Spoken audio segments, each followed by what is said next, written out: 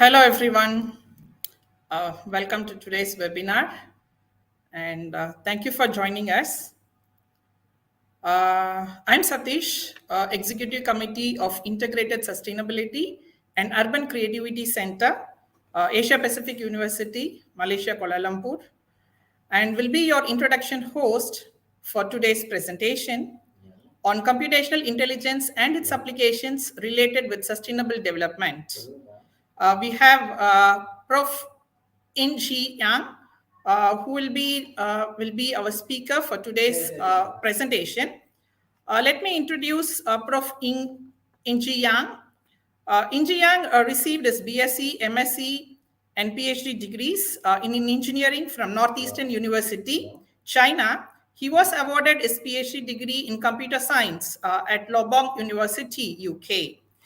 He is currently a professor of computational intelligence at De Montfort University, Leicester, UK. He has published over 200 papers on gray systems, fuzzy sets, rough sets, neural networks, and their applications to civil engineering, transportation, environmental engineering, and management. Prof. Yang is executive president of the International Association on Gray Systems and Uncertainty Analysis and a co-chair of the IEEE Technical Committee on Gray Systems in the IEEE Systems, Man and Cybernetics Society. He is serving as an associate editor for 6 academic journals, including IEEE Transaction on Cybernetics. He has served as a PC member for over 100 international conferences. We would like to welcome Prof. In Shi Yang. Thank you, Satish, for your introduction. Yeah, hi, Prof. How's the climate over here, over in UK? I know, like it's early morning for you, and for us it's a late evening, and the weather over here is a bit cloudy. So how's it in UK back? Yeah, it's a very nice day, but it's early. Yeah. Okay, okay. Thank you so much for joining us and accepting our invitation for this webinar. And I invite you for this webinar, and the floor is yours. Hello, everyone, and it's my great pleasure to have this opportunity to talk to you. What I will talk about today is the introduction to computational intelligence and its applications. So mainly focus on sustainable development here. So as Satish has told you that I'm from Damascus University. I work in the School of Computer Science and Informatics.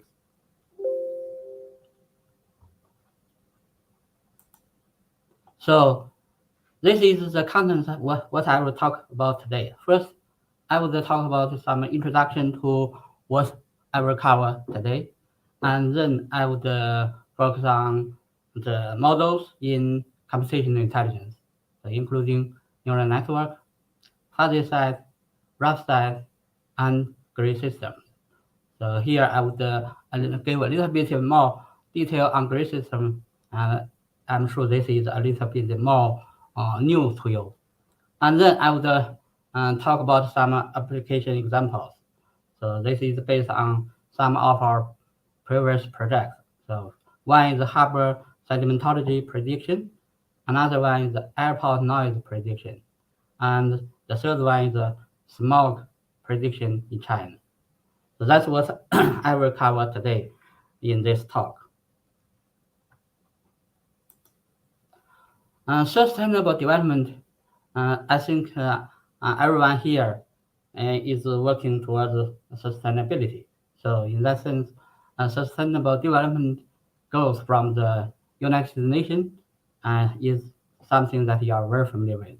So I just put it here. We have 17 goals for the sustainable development. So one of them, for example, number 16, our university, Damascus University, was selected by the United Nations as the academic hub for this. So we are the only UK university for this. So that's very good for, for our university. And we have carried all our work around our sustainability consideration. So here you can see 17 different goals. All these goals actually are very complicated, and in fact they are influenced by many different factors. So if we want to reach these goals, it's a great challenge. So we have to plan everything we do carefully to make sure that we can achieve what we want in the end. So how can we do that?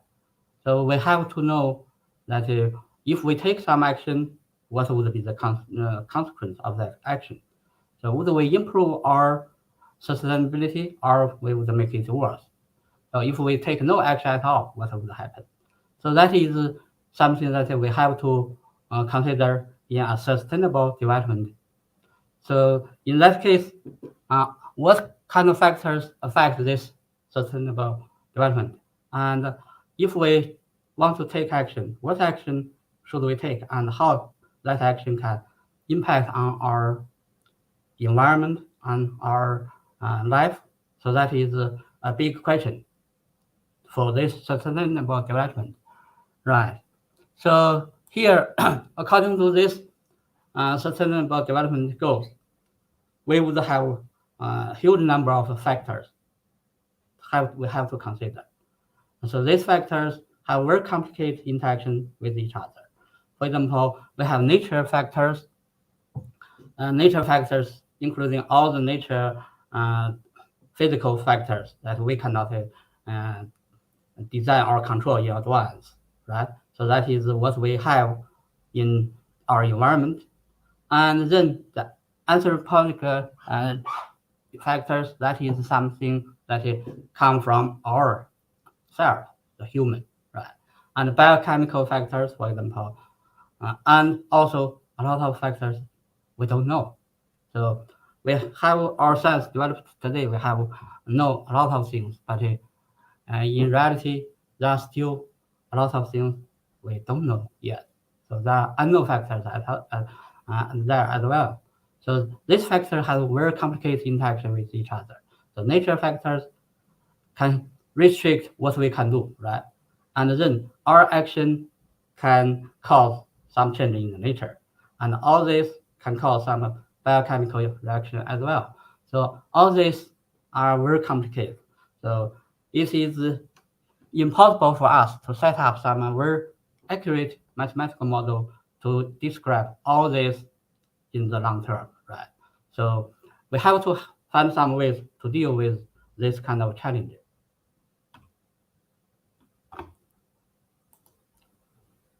Now we look at the development and the uncertainty. So how the sustainable development and uncertainty and the impact and then have some impact each other. Sustainable development require effective long-term planning, as I have already mentioned. So if we want to achieve sustainable development, we have to take some action for the long term. So we have to know that if we take some action, what would be the impact to our environment, to our society, and to our life. And it is not a short-term planning, it's a long-term planning. And this kind of long-term planning would have to depend on very accurate prediction and very reliable forecasting, right? So that means we need to know that if we take some action, what would happen? Then we need to be sure that our action can get a good result for the sustainable development. We would not take action that can cause huge damage to our sustainable development goals. So that is the requirement of sustainable development. And as I mentioned in the previous slide, there are very complicated interactions between those factors. So some factors we know and some factors is unknown. And then we have to be able to deal with this kind of factors that we know some of them and we don't know some of them. So, and even for those known factors, the complicated interactions between them is not completely known. So the result is that uncertainty is one of the biggest challenges in our sustainable development. So we have to deal with uncertainty. So computational intelligence, in fact, is a subject dealing with uncertainty. So uncertainty, we can roughly classify them into two categories. For example, objective uncertainty and subjective uncertainty. The objective one more belong to what we have in the physical world. For example, randomness, and that's caused by the random phenomenon when we get a lot of events. Roughness, so there are lots of things that we cannot accurately describe, we can only approach. That's what we talk about roughness. Greenness, there are always the things that we know only partly, not the whole. So if we do not know the whole, that is belong to the greenness. And fuzziness, that is in relation with our own judgment. So that means how do we describe something? So sometimes we cannot give very crisp description on something. So we have a lot of fuzziness in our description. So that is the subjective uncertainty. So that is basically the different uncertainty. Then what kind of methodology do we have for this uncertainty? In computational intelligence, we have many different models. Here, at least some of them. The first one is the well-known artificial intelligence, artificial neural network. So this is a model that is very tolerant to imprecision. So that means if you have huge amount of data, you train a neural network with those data, then when you have something unknown or missing in your input, in most of the case, the neural network can still give you a very good result, even if there's something unknown involved. So that's the robustness of neural networks. Another model what we call fuzzy set. That is mainly target on our subjective uncertainty. So we have a lot of communication or description that is not very black and white. So in that case, that is the fuzziness. That is the fuzzy set model. And we have also models for objective uncertainty. For example, randomness, that's probability theory. And roughness, we have rough set. And greenness, we have gray system. So here, probability theory has been developed for a long time and widely applied. It itself is a very big area. So I would not cover it here in this computational intelligence. So here we mainly focus on neural network, fuzzy set, and rough set grid systems.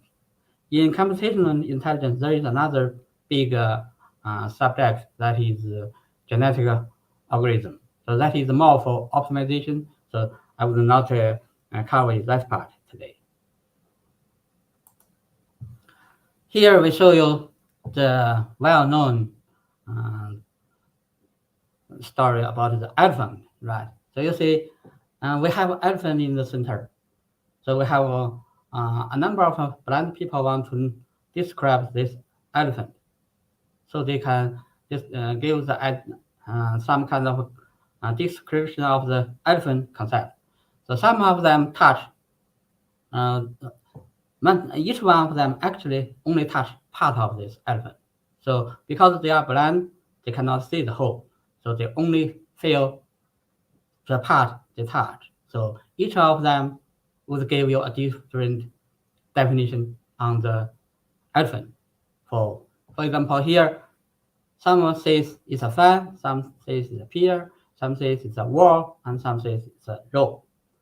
And it depends on where you touch, then you get a different conclusion. So for uncertainty, we are in the same situation. Because it's uncertainty is something like the elephant, and we are the blind people. We just try to get a feel about uncertainty from different angle, from different part. And we would never be able to give a whole picture because it is uncertainty. So that means there are a lot of models. Each model focuses on one part of that. And that is the reason why you would see so many different models in computational intelligence. First one, we would briefly discuss about neural network. And our human have our brain. So we have our input from our eyes when we see something. We can get some smell from our nose, right? We can taste something by our mouth, and we can touch something by our hand. When we get all this kind of input signal, then they would come into our brain. And in our brain, we would have a very complicated neural network. And that neural network would process this kind of input and then reach some conclusion to cause our action. So that is basically how our human brain will work. So that means our input information would be collected and sent into our brain, and our brain would process it and then would reach some conclusion on the action we take. That would take our action through our hand, our arm, and our leg, for example. So that is how information is processed in our human brain. Here, the brain is the center and is the key. And this picture shows some neural network in our brain. You can see there are lots of complicated connections, and when signal comes into one cell, in that cell transfer that signal into other cells, and depending on how the signal, the different kind of mechanism in the neural network, some signal is stopped and some signal is expanded. So in then after this complicated interaction, then some conclusion can be drawn in our brain. So that is the nature system in our human brain. So that means our neural system is a very complicated neural network with millions of cells and connections. So to simulate this kind of human brain information processing, we have the so-called artificial neural network. And this is a simple diagram for the backpropagation neural network. You can see that in the left-hand side, we have the input layer. So you have a number of inputs, like what we see, what we smell, what we taste, and what we touch. That kind of input information coming as input signal. And then that information would be collected together and sent into our next layer. That is what we call hidden layer. And in that layer, we will have different units, and each unit collects this input information and then process it. We use some functions to process it and then send output to the next layer. So the hidden layer, you can have more than one, right? So we have so-called deep learning today, so that you may have hundreds of hidden layers, right? So this kind of hidden layer then they process the information and send to the next layer, and then the next layer will carry on this kind of processing and send to the next layer. And in this procedure, we have the connection weight, and this connection weight would weight each input and then put them together in the destination unit and then process it. So we have different process functions, and all this will be done layer by layer, and then in the end it reach to the output layer. So that is where we get output of our system. And for the backpropagation algorithm, we would compare our output with our ideal output. And if they have difference, then we would feed back this difference from the output layer back to the hidden layer. And then this would be done one layer by layer, and then we correct the connection weight according to the difference. And in this process, if we repeat all these operations for each sample again and again, we would gradually modify our weight to make sure that the right, when we have the input, then we can have the right output near to the ideal output. So this is what we call neural network. So it's a very effective methodology, and it is one of the most successful model in computational intelligence. We have the recent news cover, for example, chat GPT, and that kind of amazing capability that comes from neural network. So that is one of the most successful models here. So for this neural network, it always require large volume of data. So its capability depends on the data. So that means the more data you train it, the better its performance. And this kind of model, they are robust to occasional missing data and imprecision, as I described before. That when you have some missing data, imprecision, and neural network, in most of the case, they can still work effectively. And we have theoretical proof that if we have multiple layer neural network, we can approximate into any kind of functions from input to output. So that is the powerful ability of neural network.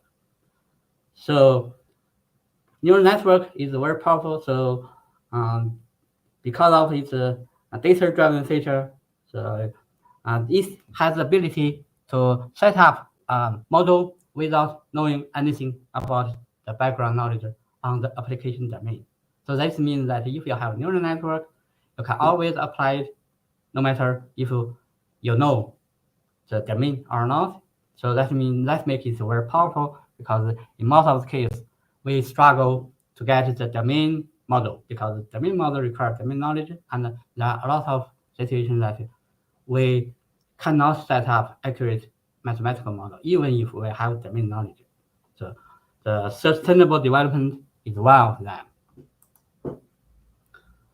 Fuzzy set and rough set. Then we would briefly talk about these two models. First, we talk about what is a set. When we talk about set, a set is a collection of objects.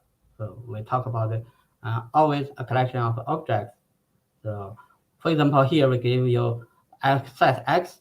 It includes 5 different people: John, Jane, David, Mary, and Diana. So this is a set. So each one of them is a member of this set. So that is the concept of a set. We say a set has element.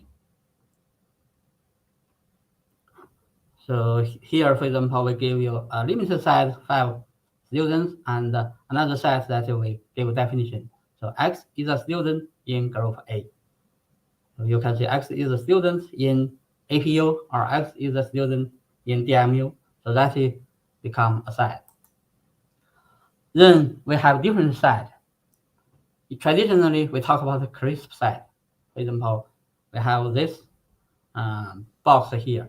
So if you draw a vertical line, so this vertical line either in the black side or in the white side.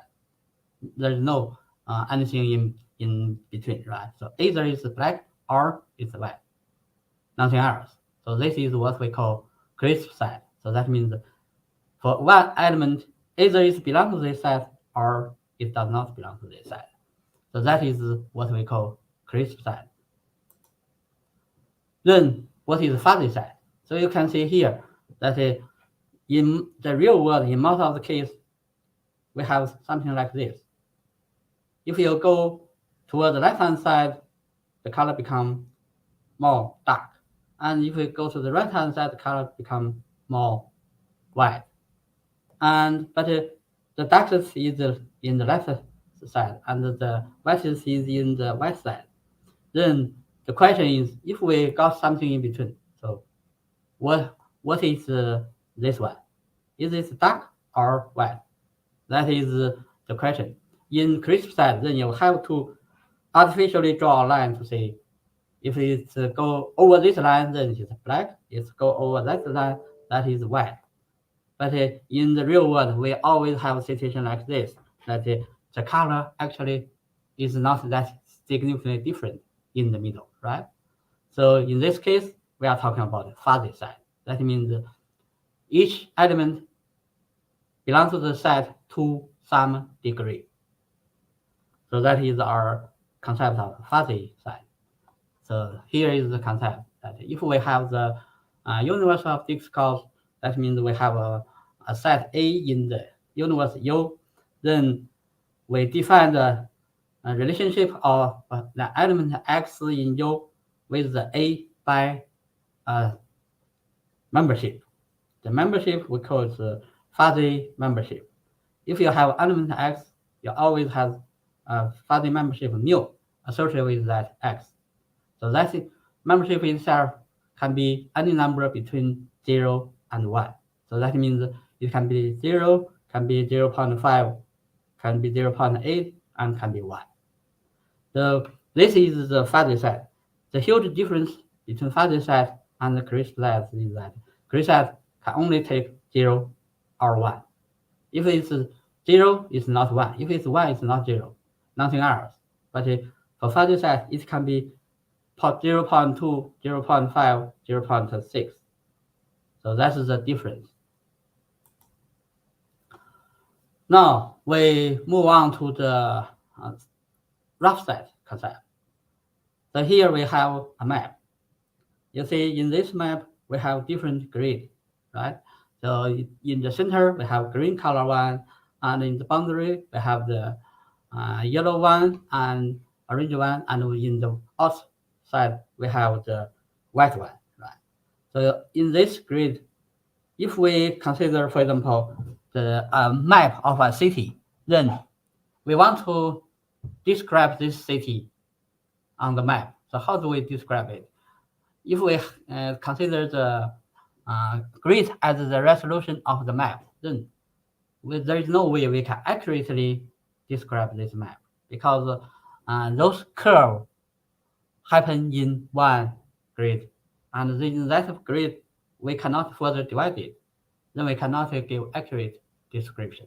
Then what we can do, we can only describe it by approximation. So we can say that this city would contain all those green color one, and would not contain all those white one. But and those grids in between, they would be partly contained in the city and partly not contained in the city. So that means this city at least would be greater than the green one, and at most would not be bigger than the green plus the orange one. So that is what we call rough set. So here for rough set, we basically use a pair of definable set to describe one undefinable set. So that means we have two sets we know for sure is boundary. And we know that the set we are trying to approximate is greater than the smaller one and is smaller than the larger one. So if we approximate a set with a pair of sets, this is what we call a rough set. So rough set and fuzzy set, they are two different models. The fuzzy set represents a set with the membership value, so it's more focused on the relationship between each individual element with the set. So, but the rough set is more focused on the whole concept. So it approximates set through partitions. Partition the element into different partitions, so we can get part of them definitely belong to this set, part of them definitely not belong to this set, and part of them in between. So fuzzy set is more on the vagueness of the boundary. So that means we cannot draw a clear line between the two sides. But the rough set is more focused on the information incompleteness, because we do not have the whole information. If we have the whole information, then we can further divide the grid, and then we make it more accurate, right? So there are two different models in computational intelligence. Then we talk about the grid system.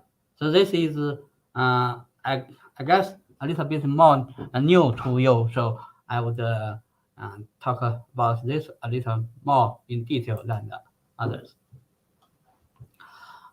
In grid system, we can classify the word in system into three different categories.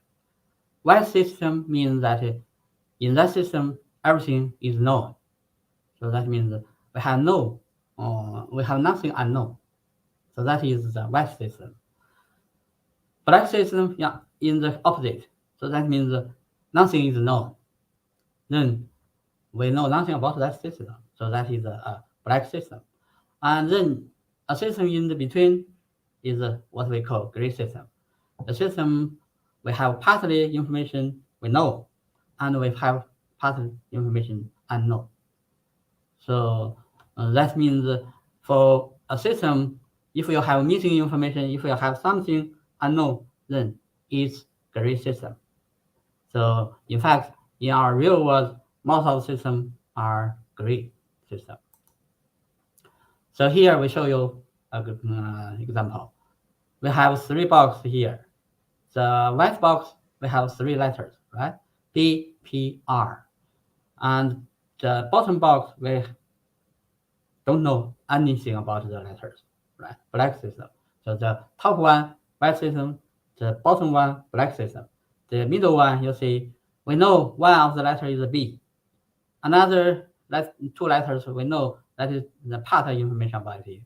You can see that we know part of the letter, so we know for sure that that letter could be B, could be P, could be R, but which one?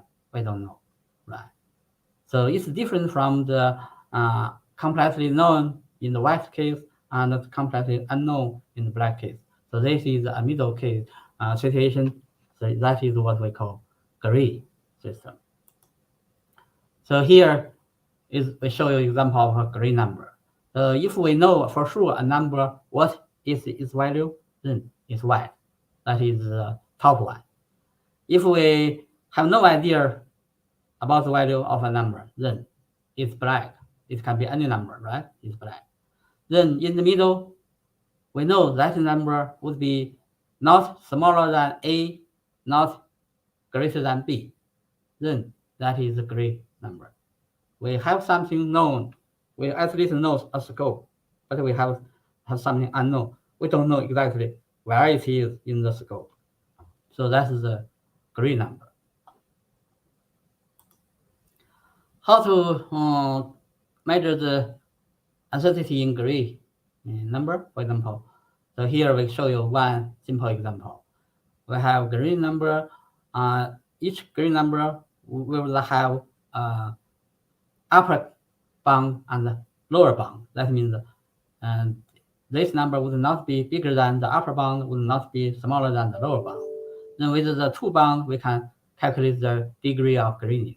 So this is one of the example of the representation of the uncertainty. So there are many different kind of definition on this. So this is one of them. With a green number, we can consider green number measurement. For example, in the real world, when we do our experiment, we always get measurement value. So that value might not be the real value of that number, but it is an image of that green number. Because if you repeat the same measurement each time, you might get a different value, right? So it's a green number. So we can consider that as an image of the underlying number. Then this kind of image of the underlying number can be collected together. We use it to describe our green number. So in green system, we have the so-called one-go operator to set up a green model. So here we show you one figure to show the example of a sequence of green number. So you can see that we have one sequence is from A to C, and one sequence is from A to B. So assume that the sequence we are trying to describe is A to B. So you can see there is no clear trend or clear rules can describe A to B, right? Because it's a fluctuate. And then we can set up a operator here. X0 means the original sequence AB. And then each image in this AB, we can express it as the real value plus a noise, right? And then we use this operator, we add all this measurement together, then we get a new value, x1. So this new value, x1, would become a new sequence, right? So this sequence is different from original sequence in that AC, you see, AC has a clear trend and is easy to set up mathematical model with, right? So we use AC to set up the mathematical model, and then we can get back to AB in the end. So this is the idea of green modeling. So when you put all this in theory, if you add a large number of this kind of together, because the noise is noise, then and when you add them together, noise should approach zero. Then we get the real rules of between the data. So that's the idea of a green system. So here is the simplest green model. We call green model 1-1 model. So 1 means only one factor we consider it, right? So here you see we start with a sequence x0, and then we set up another sequence j1 using our green operator, and then we can set up a mathematical equation between x0 and x1. This is what we call the DMU model. And we can solve this model using the least square methodology. So here we use the D and Y, then we can set up the model equation, and then we can use our available data to derive these parameters. Then a time response equation would be established, like what I show here. So when we have these equations, then a reverse operation would give us the real AB, right? So that means if we cannot set up the model for AB, we can set up the model for AC inside, and then we can reverse it back to AB. So that is the idea in grid system modeling. Right. So certainly the real neural network, fuzzy set, rough set, and grid system are much more complicated. But here I just give you some concepts in this lecture. Right, now we go through some of the application examples to give you some idea that how could we apply this kind of models. We will talk about three models, three applications. One is the harbor sedimentology prediction. This is a European Union project that I have been involved 20 years ago. And another one, airport noise prediction, is a UK EPSRC project I was involved also 20 years ago. And both of them, we apply neural networks and some of the fuzzy set. And smog in China, this is more recent work. We apply grid system. So we give you these three application case just to show that how could we apply what we talk about in the previous slide on the models of computational intelligence. So the first one is about the harbor sedimentology. Right? And this is a European Union research project called HSense. Right? So in this project, what we try to do is that we try to work out in harbors. You know, we have a lot of deposition of sediment, and this kind of deposition of sediment, they can cause some problem to navigation, and they can cause environment problem, such as pollution. Right? And in the same time, they can also provide some cleansing function if we manage it well. So to help the harbor environment. So that means we need to know how this kind of sedimentology distribute. So this is the hard work because the best ideal situation would be we have enough funding to go into the harbor to take samples everywhere. So the more samples, the better. If you can cover the whole area with very high density, then you get a very good quality data. But it is very cost expensive, right? So in reality, there's no way for us to carry out that kind of measurement, large scale measurement to all the harbors. So then in this project, we try to see if we can make use of computational intelligence to reduce our cost, but we still get some kind of measurement with less samples. So that is basically what we want from this project. We want to find out how the distribution of the clay, how the distribution of the silt, and how the distribution of all this kind of sedimentology. So that is what we want to do in this project. So there are a lot of factors in a harbor. So as I mentioned before in the beginning, that for sustainable development, you have to consider a lot of factors. The same for a harbor environment. For example, you can have macro environment that is, for example, climate, wind, water, current, sediment, source, sewage dredging, urban runoff, shaping maneuver, historical change, and you have the local environment, for example, depth, mineralogy, and I do not read the whole list, a long list of the factors, right? So if you have very good data, you cover so many factors, then it would be very hard to set up a mathematical model to describe this kind of relationship. For example, if we know the factors, then we should know the distribution of the sedimentology. Then this kind of distribution, the relationship between the factors and the distribution is very complicated. It's impacted by many factors, and also there's no way we can know for sure that we cover all the factors. There are always a lot of factors actually we do not cover, right? So in this case, definable model would not be helpful, right? Because we cannot set up that kind of model.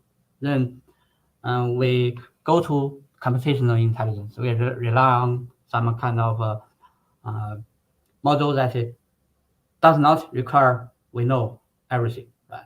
For example, we mentioned neural network is a very good candidate for this. Then in that project, we set up a system. For example, we get the library test data, we get the field investigation data, and we put data together. We analyze data, then we put it into a GIS system. So the GIS means the geographical information system. So we have different data represented in different layers. Then we can put it into further connect the neural network system with the GIS. And in that project, we propose the RSE. It means the relative strength of effect. That is a methodology to measure the significance of each factor in a neural network to the output. Then we analyze this RSE. Then we can know that which factor is more important. Then we can go back to the database and recalculate our samples and further refine our results. Then we map into our decision support system for the final result. So that is what we do in this project. This is the idea of the process. And this gives you an idea on how do we, after we train the system, then how do we apply it. So we have the GRSE already obtained from the training process, and then we get the input data from the field investigation.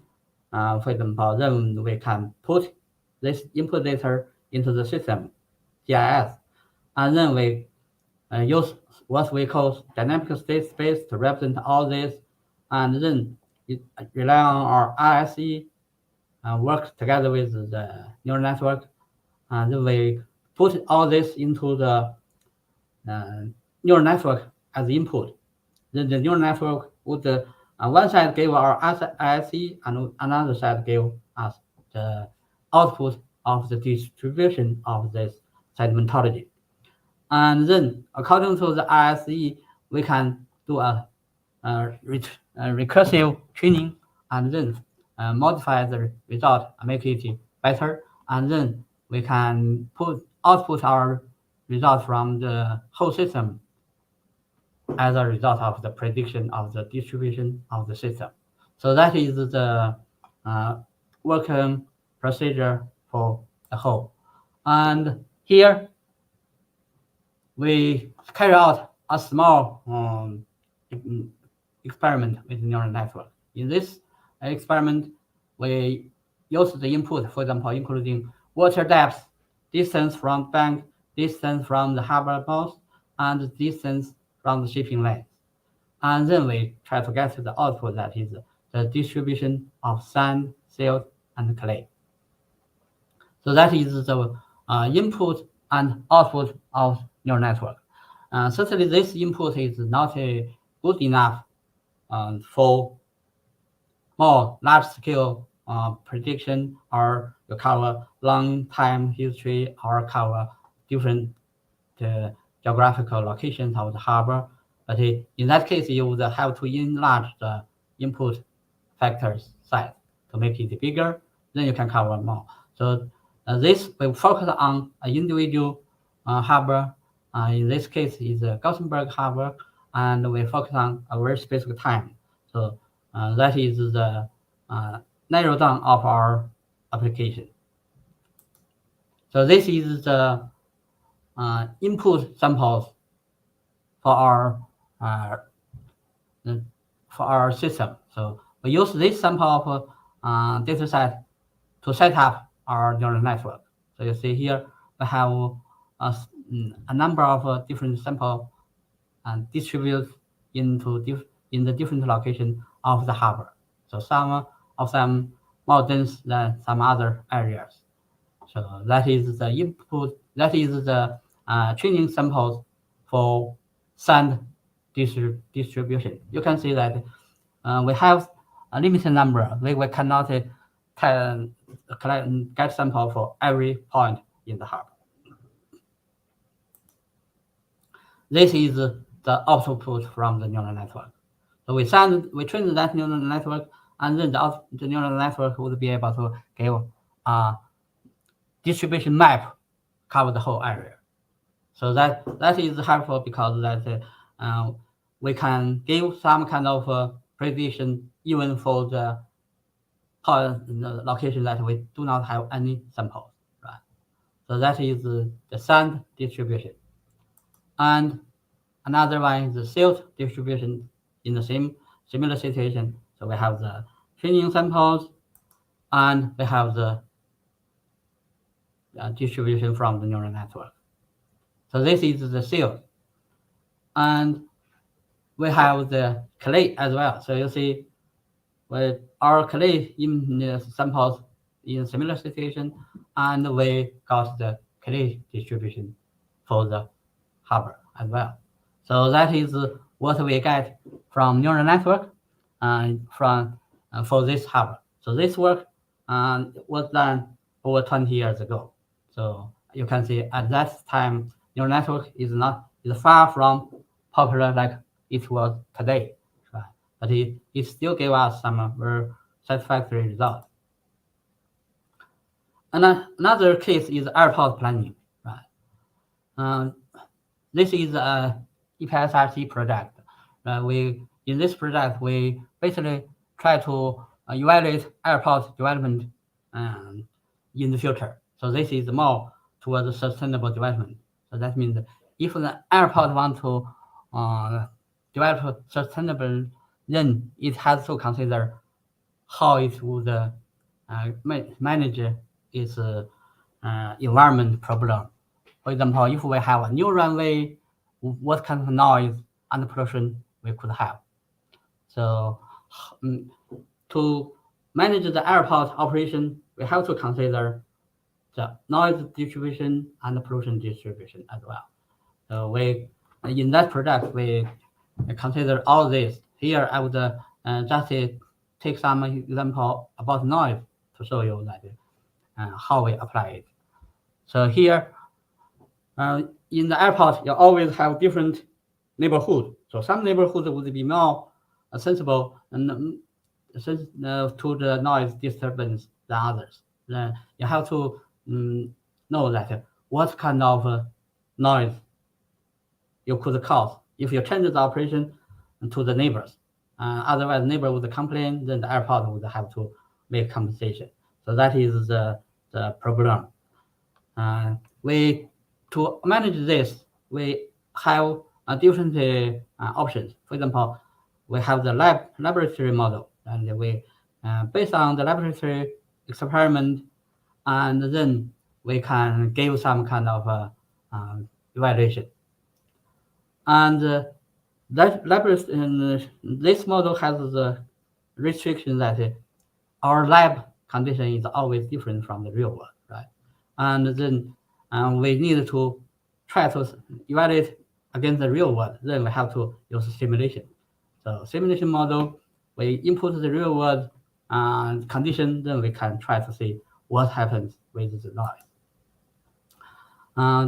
So the structure of the system is similar to last one. So I do not spend time because of time limit. So this is the airport runway outline. So you can see we have different neighborhoods we need to consider. And this is the fuzzy side. So if we draw a boundary, crisp boundary, then you can see A and D neighbor to each other, but one is disturbed, one is not disturbed. Obviously, that's not reasonable, right? So it's in fact a fuzzy boundary. Then we can set up our neural network. So this right-hand side is the input to our neural network, and the right-hand side is noise frequency output. So the input, including, for example, distance, wind speed, wind direction, surface temperature, operation mode, aircraft type, noise level, that kind of thing. So then you can work out the noise frequency distribution from this trained neural network. And this is how we do it. We get the point from the grid, and then we have the special retrieve out the nearest point in each trajectory. So we put trajectory into the system, and then we train the neural network, and then we apply neural network to evaluate the probability of noise distribution. And this is the output from neural network. You say along the different trajectories, it's got different distribution of the noise. So this is a 3D trajectory, by the way. And then you can evaluate each neighborhood. What is disturbance to that neighborhood? And the last example is air pollution in China. So we know that there was very serious air pollution in China, in Beijing, in many places. So that it caused a significant problem in China. For example, 2 million deaths in China per year. Right? So this is a challenging problem, and it needs a good model to simulate its development. But we have very limited data because this is happens from time to time, but not always. So it's a limited data. So this is a photo for Beijing when you see the pollution, and this is a comparison between polluted air and the clean air. And in this research, we carry out evaluation for 128 cities in China. And the sample data is come from a public available data set, and where we have different data for different city, but each city has a record for 1 year average. So you have very limited data set to set up your model. And this kind of data is not applicable for any other models. So here we apply grid models. So from our grid models, we set up the model and then get the prediction. You can see from the prediction, you see some cities are get stable of the pollution, but some cities still go up. So that is the result. This has been done in 2019, and that is the prediction at that moment. So you see, this is another prediction for another PM10. And the conclusion from this research is that we can see the two particles that some of them increase, some of them stable or decrease. So for stable or decrease, that means the measures the government take is effective, so we maintain it. For those increase, that means the current measure is not good enough. Then we have to strengthen it and make it improve. So that is from this. Then the conclusion from this talk, basically, uncertainty is a significant challenge in sustainable development. Right? So we have seen this from what we covered. Computational intelligence aims to develop models to deal with different kinds of uncertainties. And sustainable development requires the capability to deal with real-world problems with limited and imperfect data. And the development and application of computational intelligence will be sure to make great contribution to sustainable development. So as I think that application of computational intelligence is one thing that for everyone here to consider in the future in your work. And here is the reference that if you have interest for more detail on what I talk about, you can go to this reference. And thank you for your attention. And if anyone interested in research like this, welcome you to come to study your PhD in DMU. And thank everyone. This is the end of my presentation.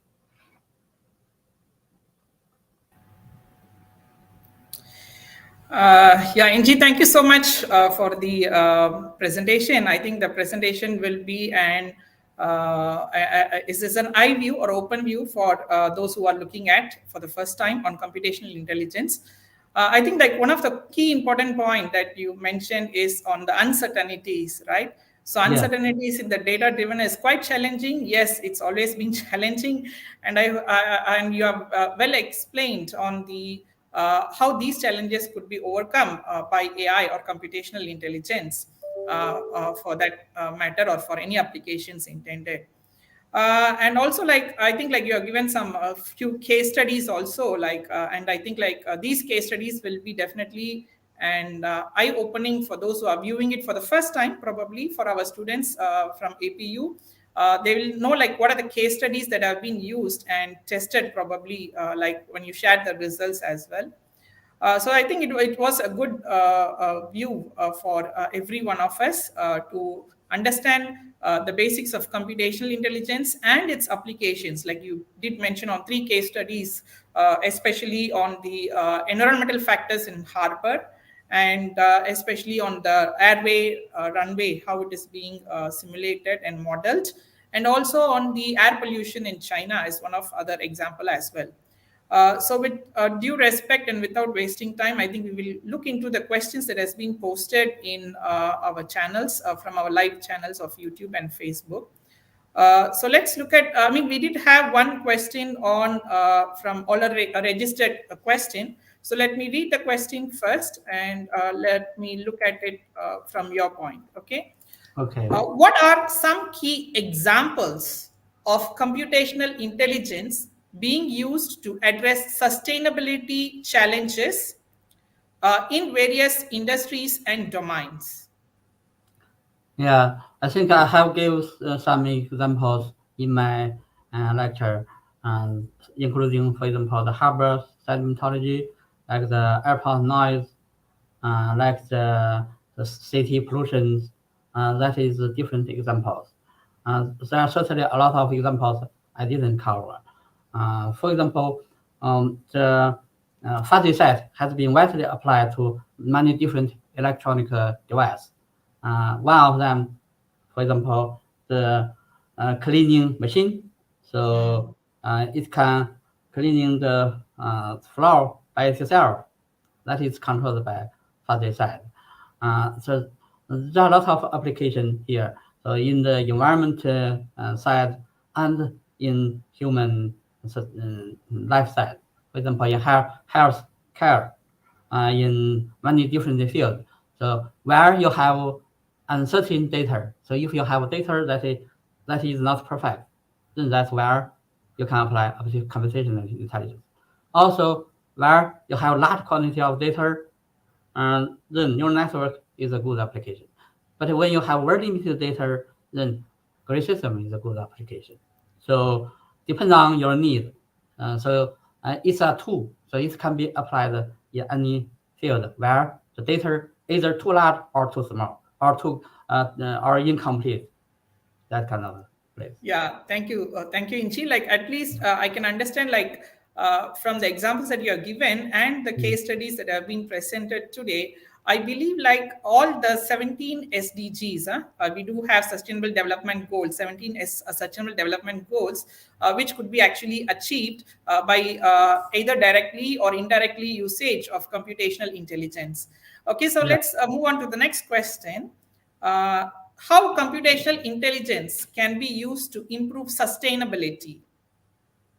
Yeah, as I mentioned in the beginning, if you want to improve sustainability, it means that you want to take some action to change our development. So that means that currently we are not sustainable enough, and then we want to take some action to make our uh, more sustainable.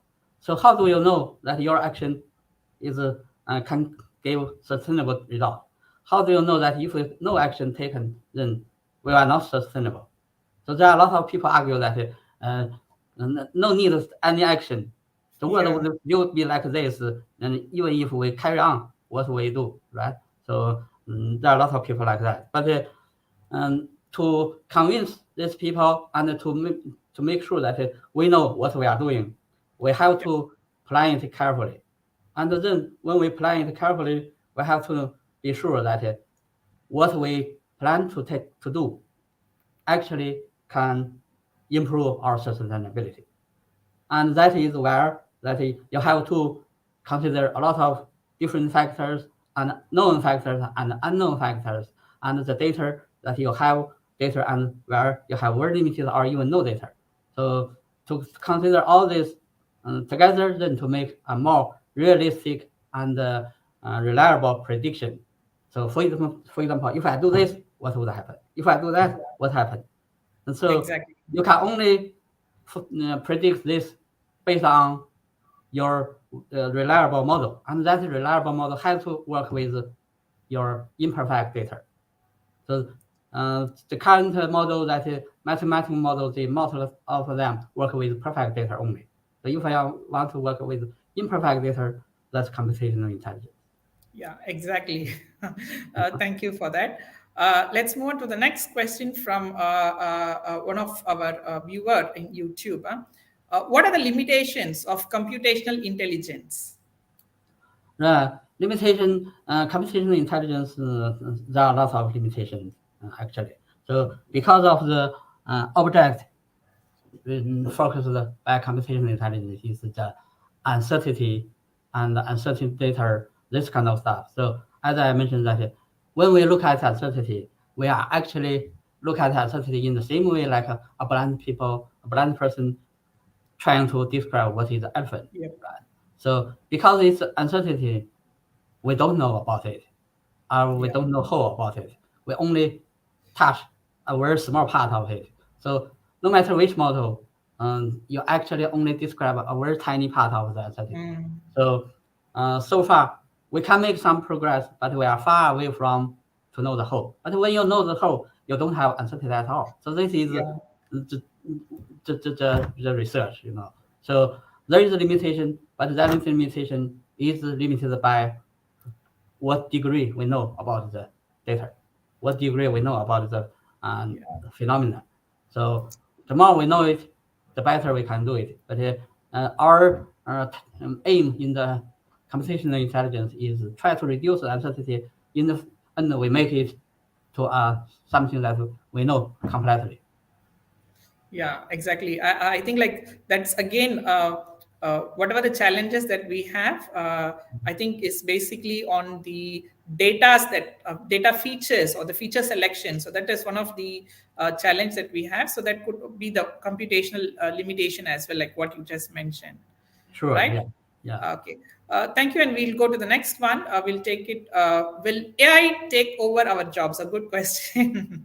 Sorry. Like everyone, in everyone's mind, will AI, artificial intelligence, Yeah. overtake our jobs?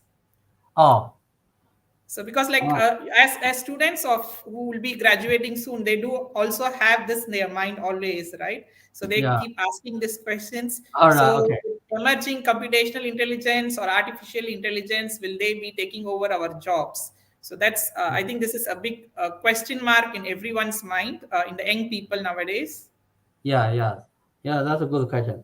I think to be honest, there would be our job taken by the AI, and that's undoubt because Okay. with the development of AI, and it's become more and more clever, and it become Mm, more and more competitive. So yep. many of our job that the AI can take it, but would this AI take all of our job? I don't think so.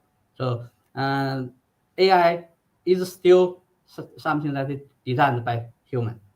So in the end, it's still controlled by human. So that means it is always under some kind of control of human. So uh, theoretically, there might be a day that where the AI can do everything by itself, out of control. But I think at the moment we are still far away from there. So from the development of AI, we are in the baby stage. The AI still is in its baby stage. So it's far away from its real status yet. So it will take a long Okay. time. So Probably like 50 at years the from now. moment, I don't think we need to worry about it. Okay, okay. I hope that answers the important question for this webinar, and I hope like everyone will be clarified with this. Okay, the next one is a simple question like how's ANN and CNN different in application? CNN is one kind of ANN. Yep. ANN is a general name. So artificial neural network. CNN is one kind of artificial neural network that is specifically designed for dealing with image. So it's a kind of AN, but it's a little bit more complicated than what I'm just talking about. So what I'm talking about is the AN is the initial AN, that is backpropagation model. CNN still use backpropagation model, but it adds in a lot of more complicated some kind of mechanism in between. So it's something that improved and get a lot of more advanced function into it. So it can deal with image effectively to set up a very deep neural network. So that Yeah. is, they just belong to the same, but one is more advanced than a general ANN. Okay, okay, that answers them. There are a few more questions, but let us go one by one quickly. The next question from Facebook is the data used to train the AI models will usually be more towards to be obtained from real world or simulation. Ideally, it should come from the real world. The capability of ANN depends on your data. So if you get the real world data, it learn something from the real world. And just those synthetic data, they are only applicable when you do not have enough real world data. Yeah, correct. Exactly. So, as engineers, we do solve complex engineering problems which are more related to real world problems. Hence, in Yeah, order to solve the real world problems, we do need real data, right? So, yeah, that's yeah. actually good. The next question is I think, yeah, currently there are any new models in development using computational intelligence. So, that's first part of the question. And the second part of the question is because uncertainty means that there are unpredictable things coming in the future, how is that going to be dealt? Yeah, that's a good question.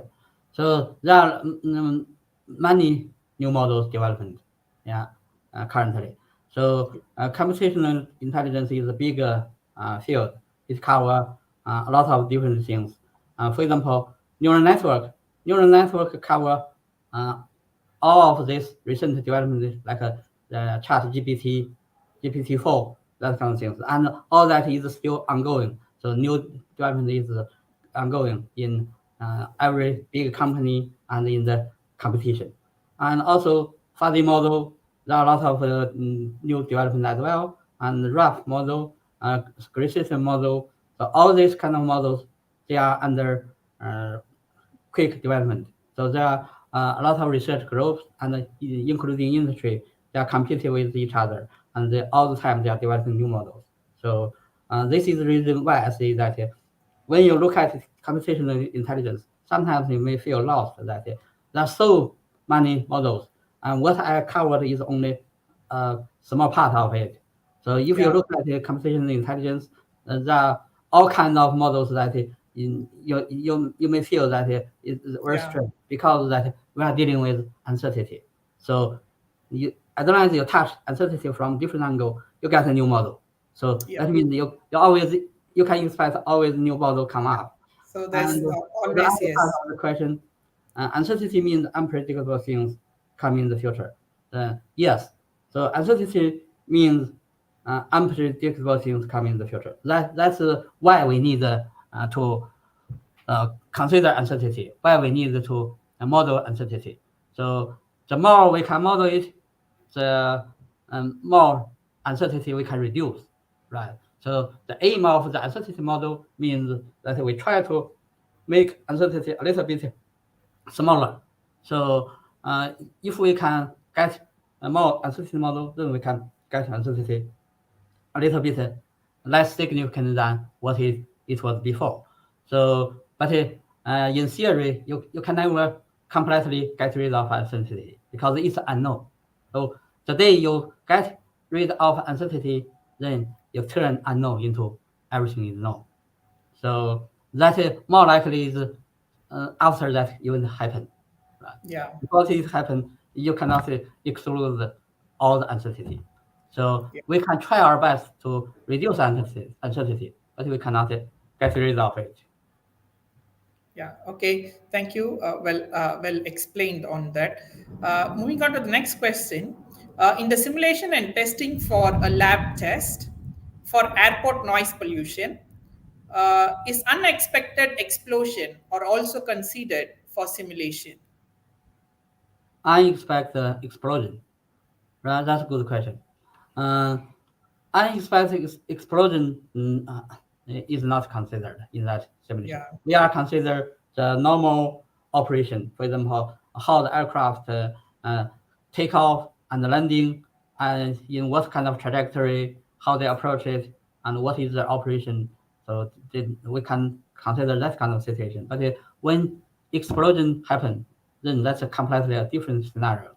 Then and that would be very rare case, and usually airport would not need to plan for when that happen, how they uh, deal with, for example, the environment problem, because that is a very rare case, but that Yeah. is a disaster treatment. So there is completely another system of planning to deal with that. Exactly. Okay, let's go to the next question from our head of Integrated Sustainability Urban and Creativity Center by Dr. Stephen here. What quantum of AI research and from which regions of the world is focused on SDGs? So what quantum of AI research and from which Yeah, region is focused on SDGs? I think you cannot say specifically that which AI research is focused on SDGs because AI is quite a general tool. So as you have pointed out, it's applicable to any SDG. So you cannot find any SDG we can say for sure that they do not need AI because every SDG can use AI as a tool. So there are a lot of people apply AI to SDG, but we cannot say that they only focus on SDGs, because AI you can research on AI itself, how to improve AI. But no matter what you do with AI, in the end you directly or indirectly is connected with SDG. So, so in that sense, we can say our AI is for SDG. yeah. I think like this is the one which I also added earlier, like Mhm. all the 17 SDG goals, okay, can make use of AI or AI could be used to achieve all the 17 SDGs Yeah. in either form of direct or indirect way of contribution. Mhm. Okay, so that's good. Thank you. And we'll move on to the next question, which is like on ethical considerations. So, what is the potential ethical considerations and risks associated with the widespread adoption of AI and computational intelligence in sustainable development? Yes, that's a good question. I think that is a challenge. The ethical consideration require that we reserve people's privacy. And the AI application require that we use as much data as possible. So there is some kind of balance between this. So AI is only useful when you put the useful data into it. And if you do not put useful data into it, it's not useful. So that means the more data, the better. But the more data you have, then the more problem we would have with ethical consideration. So, for example, ideally, all the world should collect all data together. We train the AI with Yeah, all data. That's what makes the AI the max potential of the AI. But that would certainly bring the problem of ethical issue that we expose all the sensitive data to the AI. Then we have to make a balance between this. One side, we want to reserve our as privacy, and we want to maintain ethical um, consideration. But another side, we do want to AI to get enough data and to help us. So how can we balance these two? That is yeah, itself is research. So how can you remove those sensitive data, feed into AI, make AI workable, but not in the same time not reveal your privacy. So that is yeah. itself is ongoing research at the moment. Yeah, exactly. Thank you, Prof. Next question again from Dr. Stephen. Whether different SDGs attract differential attention from AI researchers as measured in terms of CI model, in terms of computational intelligence model. So a different SDG attract different attention from AI researcher as measured in terms of CI model. Uh, I think it's the which model you take is very much depend on your problem. So it's more depend on your data rather than SDG. So for example, if you have big data, more likely you're more interested in your network. And if you have very uh, mm, incomplete data and small limited data, you're more likely to be interested in gray system. If you have a lot of data that is subject to judgment, you're more likely to be interested in fuzzy system. So it's very much depend on what data you have. So AI is applicable to any SDG, but and each model has its own advantage or disadvantage to different data. So for the same SDG, when you have big data, you should use neural network. When you have Yeah, small data, you should use grid system. So it's not for SDG, it's for your data. exactly. Thank you, Inji. We have a simple but an interesting question from our students actually. Yeah. Say if I want to use AI to detect specific object and would like to feed in parameters like size, colors, etc., would it be better to create my own CNN or use a readily available one like YOLO? This is depend on your problem. So for example, if your problem is relatively small, and if you develop it by yourself, you do not need a very big computer with big resource. Then you can do it with your own GN because you learn more and you go through the whole process and you can control everything.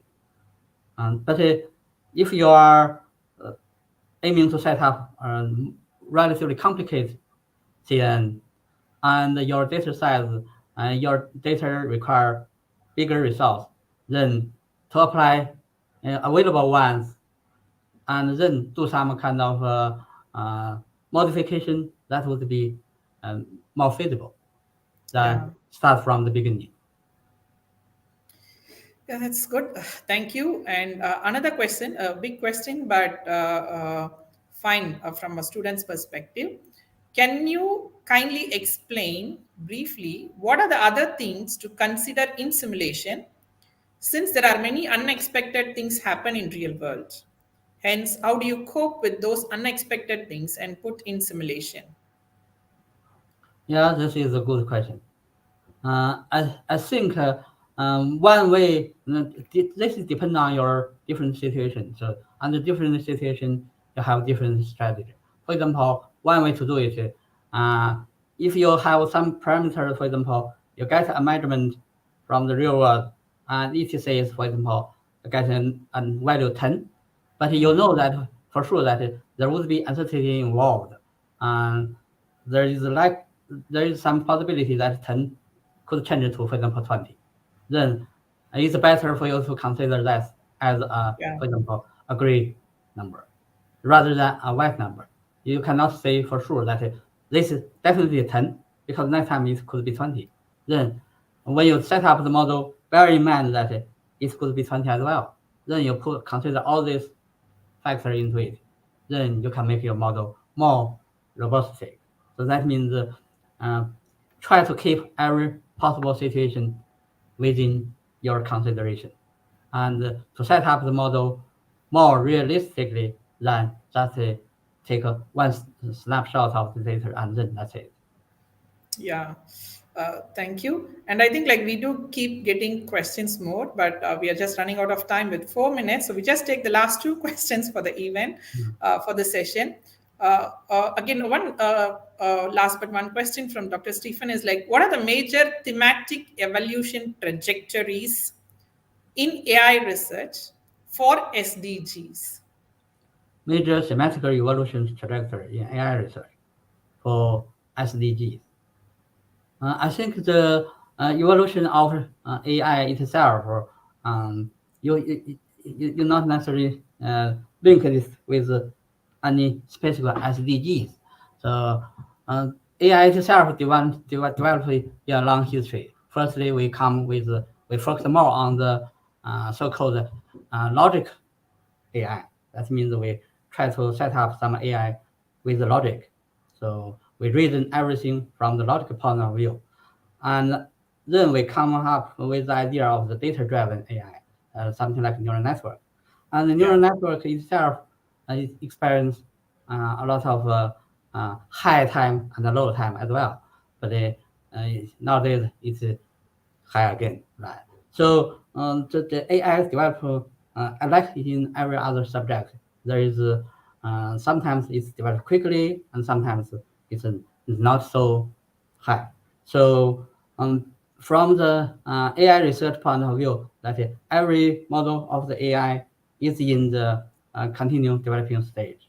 Certainly, Okay. some of them develop more quickly than others. Like a neural network get a much more quicker development in recent years than other models. But there are relatively quiet time for neural network if you look back into history. And and for other models like fuzzy system, there are good time for that fuzzy system, and there are quiet time as well. And same for a rough set for gray system. Some of them even no is not well known like a gray system. So uh, there would be time that some model suddenly find good application. So this side may depend on SDGs. So especially when you find some application that very fit to some individual model, then that model would get a faster development than others. So because of our development in the technology, so we have more and more data. So that's the reason why big data driven model get a more quicker development now than any time before. Yeah, thank you, Inchi. Like, yeah, a very good explanation on a detailed explanation as well provided for the question.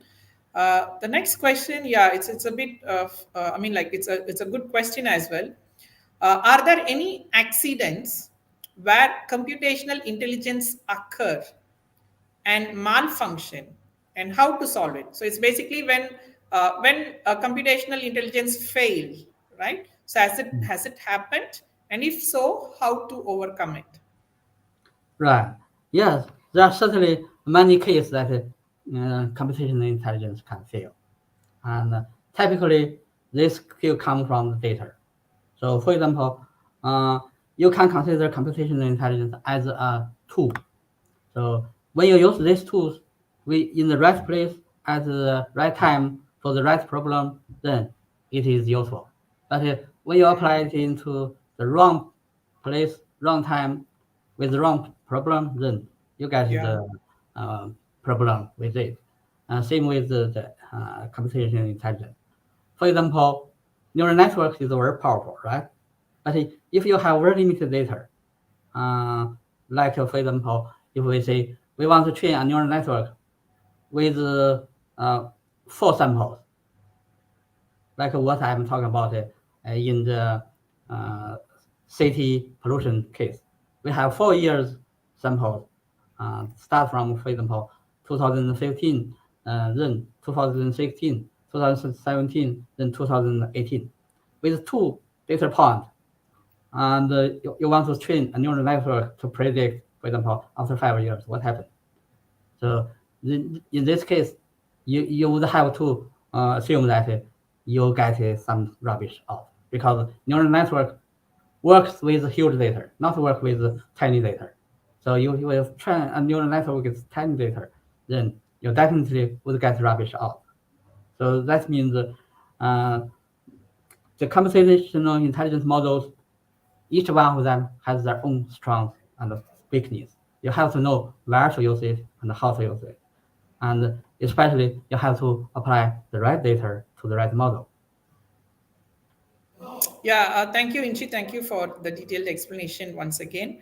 I think we have come up with the end of the session because we are already running out of time.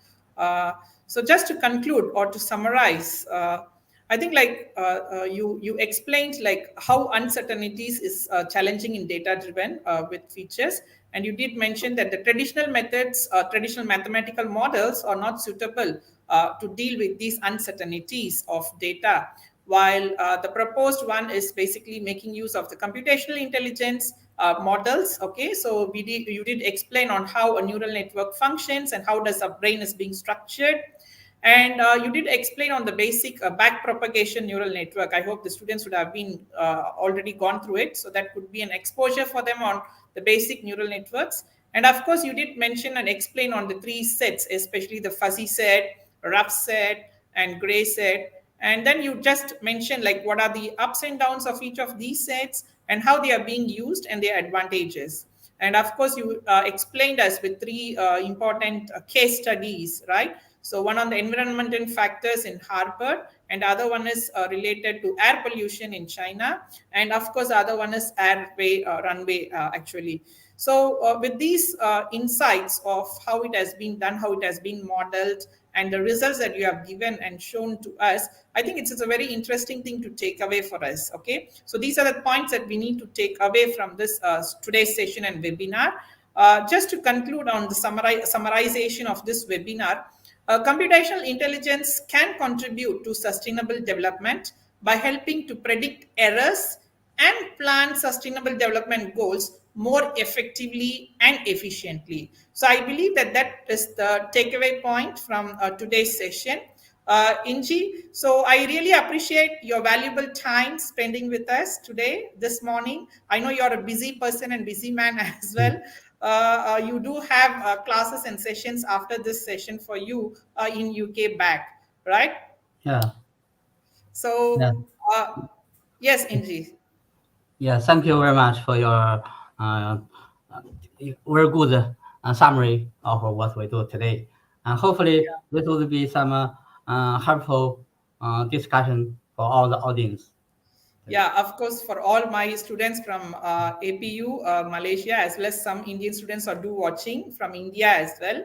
And of course, I do believe that students from DMU are also watching at the same time. So the Q&A session was very useful as well, because like most of our students did understand the questions that they had in mind, and they posted, and of course you have explained them very detailed. I think like we need to have such sessions in future as well, so that the world understands what is the importance of computational intelligence in real world practical situations.